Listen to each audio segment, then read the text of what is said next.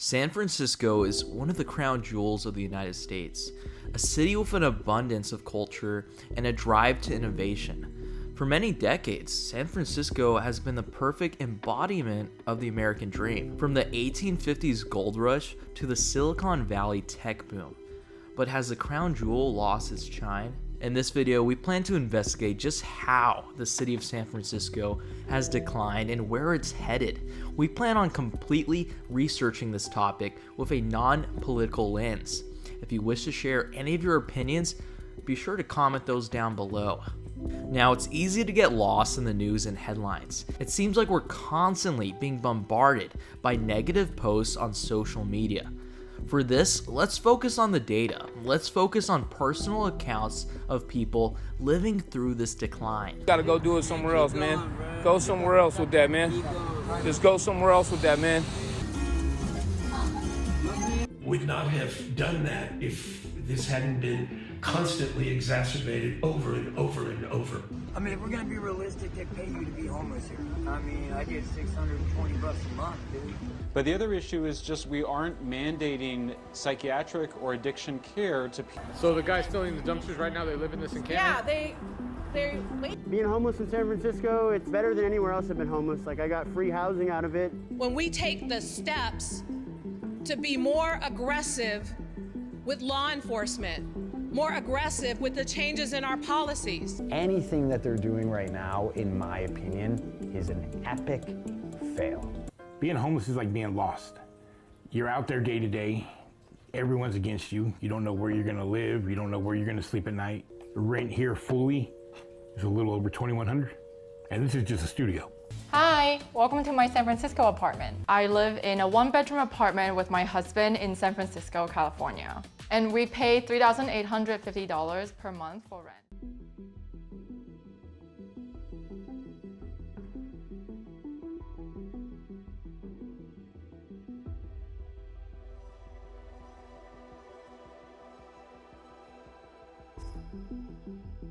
The decline of San Francisco. It's definitely not an easy topic to talk about.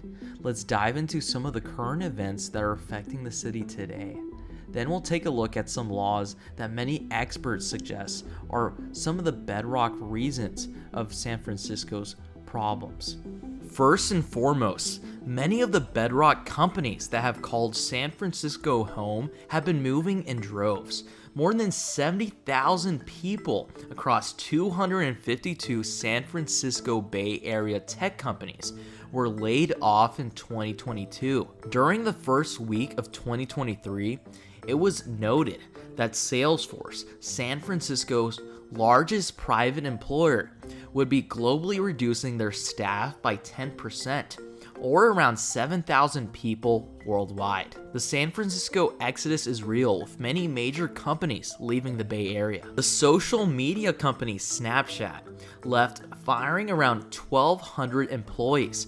Twitter, the company now owned by Elon Musk, has been rumored to leave San Francisco and has already laid off more than 3,000 employees. Meta/Facebook plans to heavily reduce their office space usage in San Francisco. Many Bay Area companies are leaving for more tax-friendly and lower-cost states like Texas, Arizona, or Tennessee. A survey done by CEOs stated that California ranked dead last in best states to do business. We are in a rapidly changing marketplace that has accelerated by the pandemic. The work from home trend has taken an effect, making many employees choose lower cost of living cities across the United States instead of picking cities that have a very high cost of living like San Francisco. Simply put, the mass exodus over the past 5 years has led San Francisco's vibrant downtown environment to become a ghost town. Stats to back up this fact are the incredible office vacancy rates of 19%, which has grown around 4% from 2021 to 2022. This number will likely continue to increase as high-tech layoffs and office relocations continue throughout the Bay Area. To put logically, why should businesses continue to lease expensive office space in a city where crime has skyrocketed?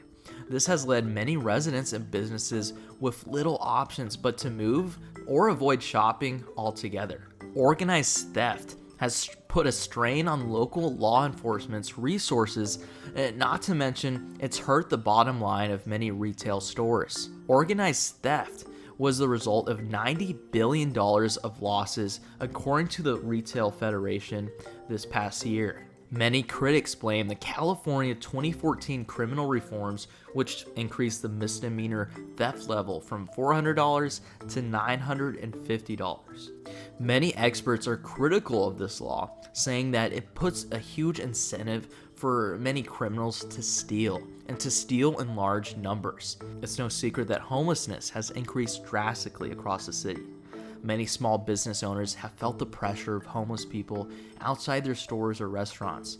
In some neighborhoods, restaurant owners have then been left in limbo as the city struggles to find a solution. In the meantime, a homeless backdrop has affected restaurant owners like Iman Diad, a Palestinian immigrant pursuing her American dream, has declared that her dream has faded. The Tenderloin District has morphed into an uneasy and unsafe place. An open market of bad stuff has altered the lives of many residents and business owners. Not only that, but vandalism is on the rise, causing $175,000 of damage in a year on Casso Street, a once popular and vibrant neighborhood in San Francisco. Now that we talked about the dark underbelly of San Francisco, which, let's be honest, isn't unique to San Francisco. All major cities in the United States have some sort of problem of crime, some more than others. We can attribute many of San Francisco's problems to the enormous rise in rent over the past decade. This has led to a string of issues. This graph illustrates the skyrocketing rent through a 30-year period.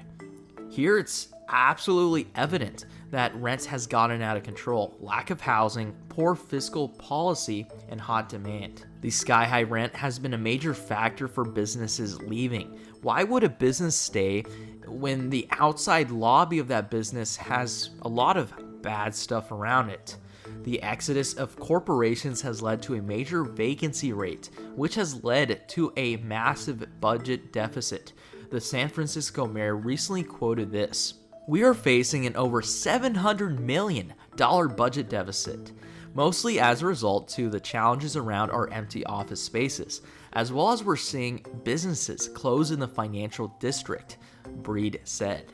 To get to the root of San Francisco's problem here, we must analyze the failed rental control policy. The San Francisco Rent Stabilization and Attribution Ordinance, or RSO, which applies to rental units in buildings constructed on or before June 13th of 1979. Under the RSO, landlords are generally limited to how much they can increase rent for existing tenants. The amount of the allowable increase is determined by the San Francisco Rent Board, not the natural market. This sets annual limits for different types of units. Landlords must also provide certain justifications for certain rent increases. The RSO also includes a number of tenant protections, such as a notice requirements for landlords to determine and terminate a tenancy and restrictions on evictions. Now, this law is in good faith. We all want to have good landlords and we want to be treated right. We don't want an unjust system here. But the irony is that the system has created a disconnect between the tenant and landlord relationship, essentially creating an environment where tenants can treat the property in any negative way possible, without any or very little repercussions. This increases the gap between affordable housing and luxury housing. Another law that applies to San Francisco's rental housing is the Costa-Hawkins Rental Housing Act, a state law that applies to all Californian cities.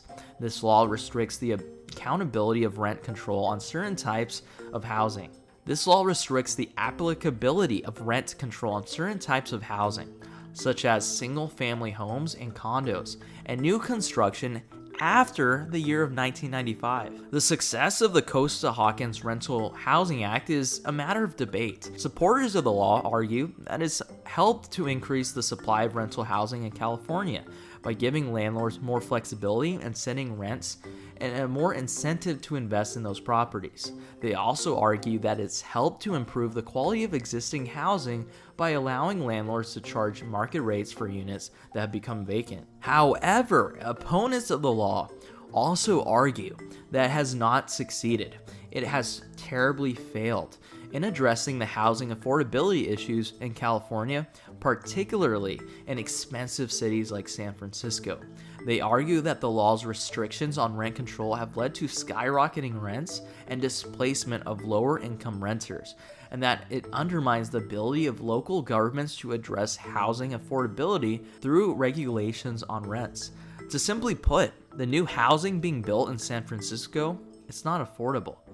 It's for those that are earning incomes well over $100,000 a year. We can see this in full effect with many vacant office spaces and an increase in homelessness. Additionally, it's also argued that the Costa-Hawkins Act has limited the ability of municipalities to address the issues like homelessness and housing insecurities by making it way harder to retain affordable rental housing stock. It's also worth noting that this law was created in 1995, and the housing market has gone through so many changes since then, such as shortage of affordable housing and population growth, and changes in the economy have changed the housing market considerably over the past few decades. The explosion of Silicon Valley has brought a plethora of high-salary tech jobs and innovation to the Bay Area. Salaries have exploded over the past decade, which has further exacerbated the housing problem in San Francisco. These laws might have been the best solution in the past, but they're not necessarily the best solution today. San Francisco has gotten themselves in a crippling hole where outside real estate developers rather invest in other cities where housing prices and taxes are a lot more reasonable.